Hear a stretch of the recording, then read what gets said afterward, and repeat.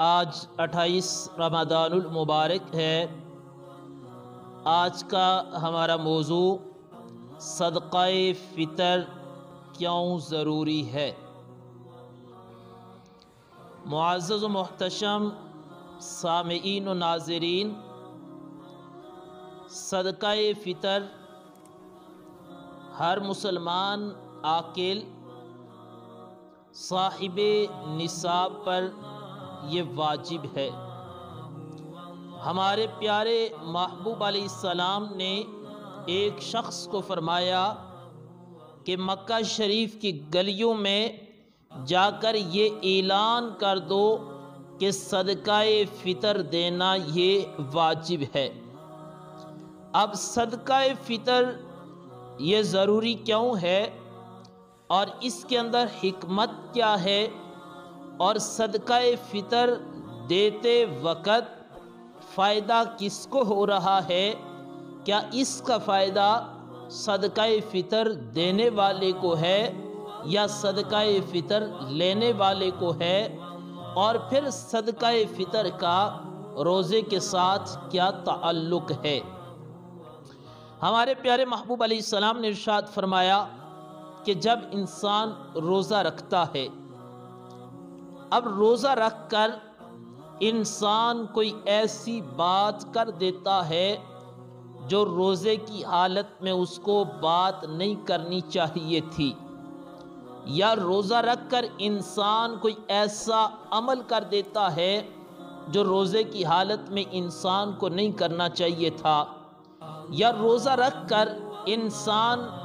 کسی ایسے جرم کا ارتکاب کر دیتا ہے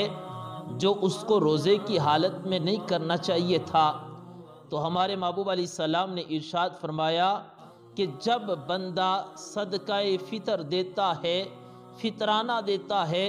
تو اس سے وہ جو اس نے عمل کیا ہوتا ہے، جو انسان نے غلطی کی ہوتی ہے، اب وہ صدقہ دینے کی وجہ سے رب ذوالجلال اس بندے کے روزے کو قبول فرما لیتا ہے۔ اور پھر دوسرا اس کا فائدہ کیا ہے؟ اسلام نے آخر یہ قانون کیوں بنایا ہے؟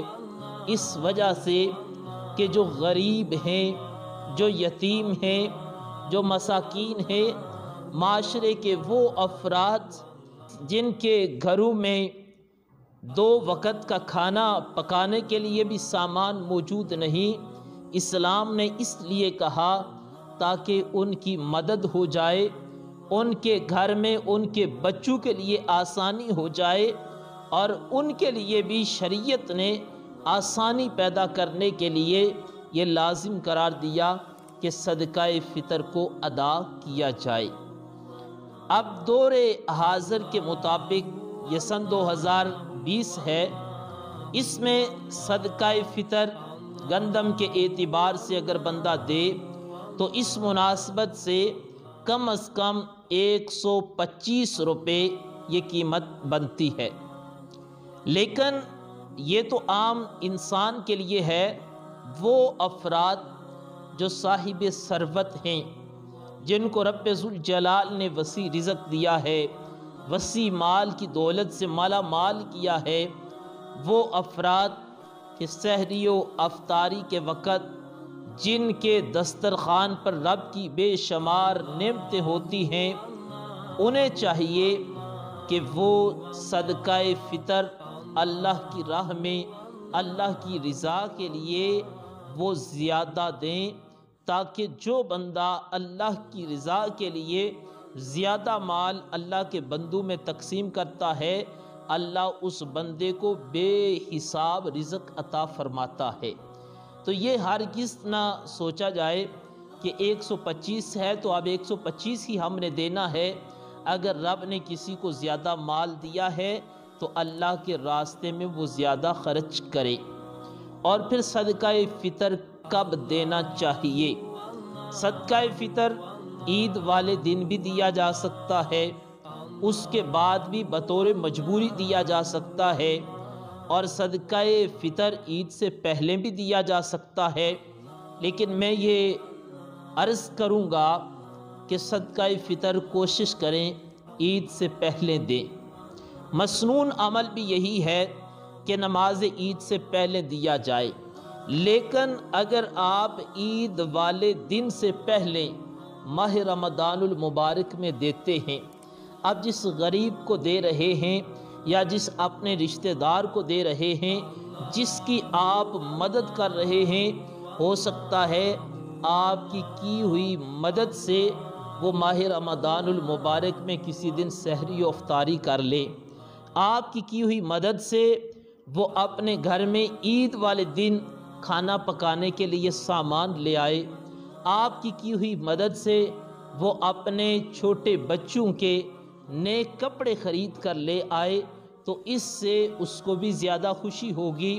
آپ کی طرف سے بھی صدقہ ادا ہو جائے گا، مخلوق خدا کے لیے بھی آسانی پیدا ہو جائے گی۔ تو اس لیے صدقہ فطر دیتے وقت اس بات کا خیال رکھا جائے کہ صدقہ فطر غریبوں، یتیموں، مساکین کی، قریبی رشتہ داروں کی خدمت کریں اور عید سے پہلے دیں، تاکہ آپ کو بھی ثواب ملے اور لینے والوں کے لیے بھی آسانی رہے۔ صدقہ فطر دیتے وقت اس بات کو یاد رکھیے کہ اللہ کی رضا کے لیے یہ عمل کریں، اور یہ عمل کرتے وقت جب آپ صدقہ فطر دیں تو اس وقت اپنے قریبی رشتہ داروں کی طرف ضرور توجہ کریں، اس کے بعد غرباء کی طرف، یتیموں اور مساکین کی طرف، اپنے پڑوسیوں کی طرف، اور بالخصوص میں امت مسلمہ کی توجہ اس امر کی طرف بھی دلانا چاہتا ہوں کہ اس موقع پر آپ دینی مدارس کو لازمی یاد رکھیں۔ یہ دینی مدارس اسلام کی تبلیغ، اسلام کی ترویج، اسلام کی اشاعت کا ایک ذریعہ ہیں۔ یہاں پر حفاظ، علماء تیار ہوتے ہیں جو مستقبل میں آپ تک دین کے پیغام کو پہنچاتے ہیں، تو دینی مدارس کو ضرور یاد رکھیں۔ رب ذوالجلال عمل کی توفیق عطا فرمائے۔